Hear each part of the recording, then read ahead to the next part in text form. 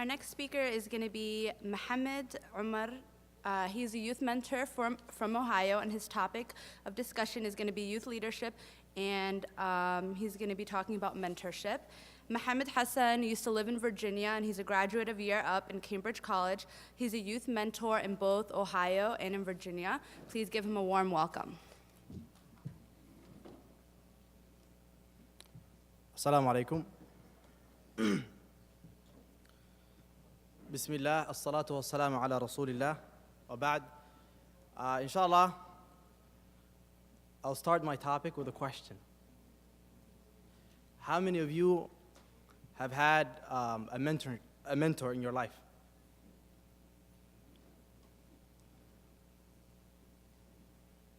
All right, I see some hands. Inshallah, I'll just briefly tell you what is a mentor.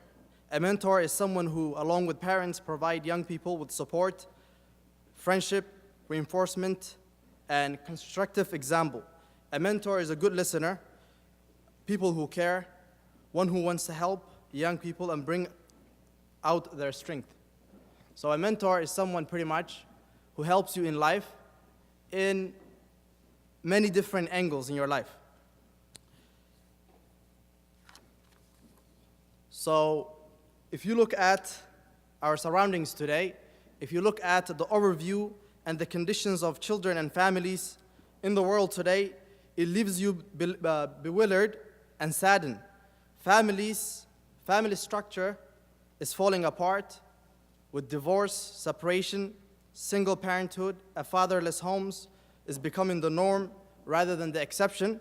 Technology has resulted in families spending less time together. At any time in history, children are spending more time with TV and games more than talking to their parents. It is said that, research shows that an average youth would spend about 20 hours a week with TV and games. And it was looked at the parent side, and it is said that they spend with their parents less than 30 minutes. Less than 30 minutes of a talk time. Also, if you look at our surroundings, you're finding that most of the mothers are entering into the work field, leaving the children behind.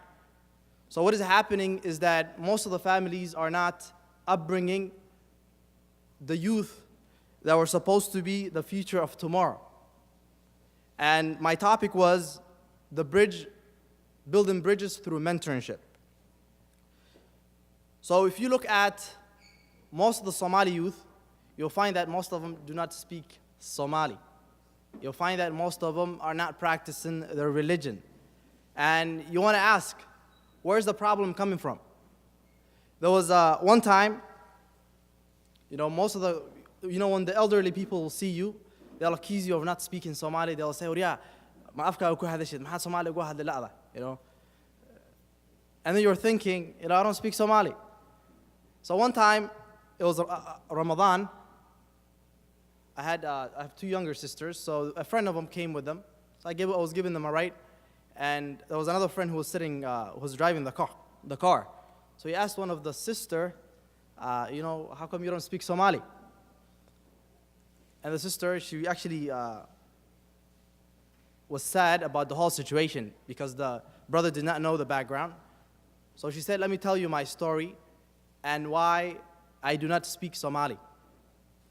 She said that, when I was young, I used to go to school, and after school, my parents used to drop me at babysitting.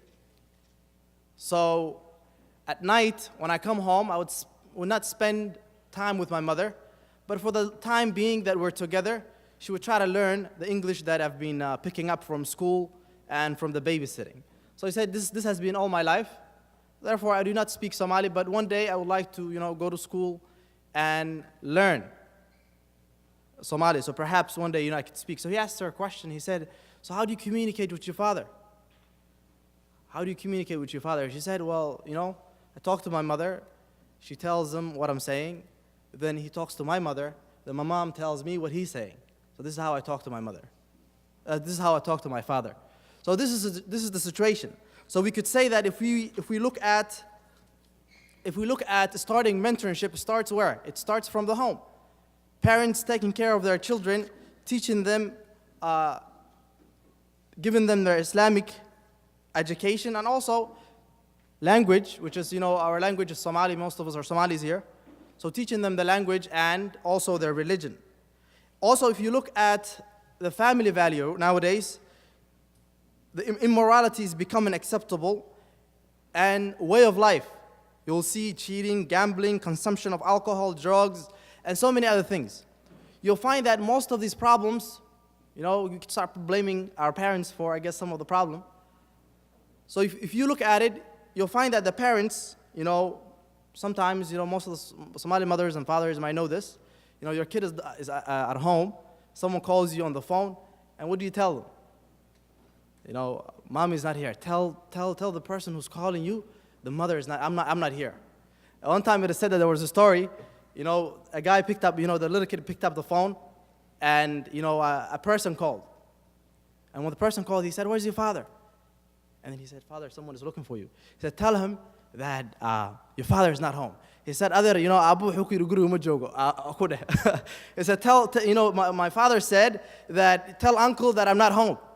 So this kid grows up, by you cheating, by you lying to him, cheating him. So when he grows up, what will he become? So you'll find that most of the parents have not done their job.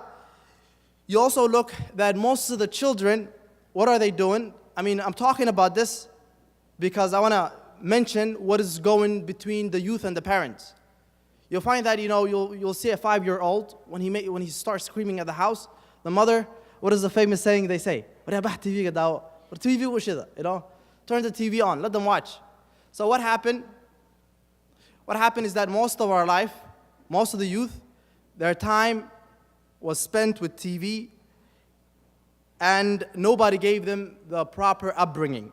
So what happened here is that we fell from building the base, and now you come to the school, and wallahi you'll find horrifying stories when you look at what is happening to the youth in school and outside. Most of the Somali young men, they end up going to jail. Most of the sisters, most of you might not be aware of this, but in some states, HIV among the Somalis is actually, going up. Most of you might not be aware of it.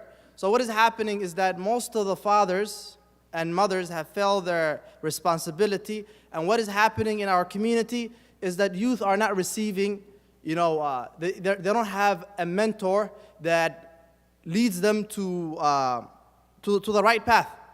If you look at within the religion, you'll find that ask any youth, "Hey, could you please tell me what you say in Salah?" What will they tell you? I don't know, I just read some Arabic stuff, They've never took the time to actually find out what they're saying in Salah.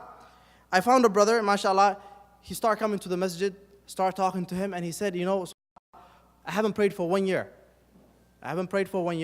And now I'm trying to improve, so what should I do? I'm looking at the brother, mashallah, he's trying to improve his life, but then I'm looking at the community. I'm looking at the community, and I'm finding out that, there is no, support from the community, from the masjids. So we're having a big gap between the youth and the parents. Most of the youth, you'll find that they're watching TV, and then what happens is that the brother, he dresses. There was a brother, he asked, he saw this young man, he had tight clothes on him, and he asked him, "Brother, what is this, You're looking like one of those stars on TV." Guess what he said? "Yo, man, what are you talking about? I'm sharp." And the brother said, the only thing that was sharp about him is his nails. So that, you'll find that, they have found a role model in somewhere else, because we have not done our job being mentors and giving them, the proper support. Inshallah, my time is up.